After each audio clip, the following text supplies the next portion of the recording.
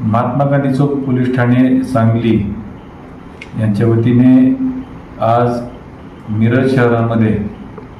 नशेसाठी औषधी गोळ्यांचा वापर, काळाबाजार साठा व वाहतूक करणाऱ्या टोळीवर कारवाई करण्यात आलेली आहे। जिल्ह्याचे माननीय पोलीस अधीक्षक संदीप गुगे,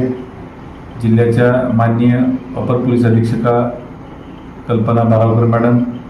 मिरज उपविभागाचे उपपोलीस अधिकारी माननीय प्रणित गिल्ला साहेब यांच्या मार्गदर्शनाखाली महात्मा गांधी चौक पोलीस ठाणे वेळोवेळी नशेविरुद्ध कारवाई करीत आहे। अंमली पदार्थ विरुद्ध कारवाई दरम्यान महात्मा गांधी चौक पोलीस ठाणेकडे नेट्रोझन या नायट्रोवेटच्या ज्या गोळ्या आहेत यांचा नशेकरता वापर करणारी व विक्री करणारी टोळी हद्दीमध्ये सदर गोळ्यांचा मोठ्या प्रमाणात साठा घेऊन येत असल्याची माहिती प्राप्त झाली होती। त्या अनुषंगाने महात्मा गांधी चौककडे DB पथक तसेच पोलीस उपनिरीक्षक पूनम पाटील, पोलीस उपनिरीक्षक रुपाली गायकवाड यांच्यासह स्टाफच्या पथकाने कारवाई करीत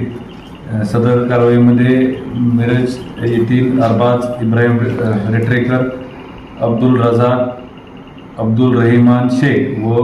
उमर फराज राजू शेख अशा व त्यांच्यासह एक अल्पवयीन मुलगा यांना ताब्यात घेऊन त्यांच्याकडून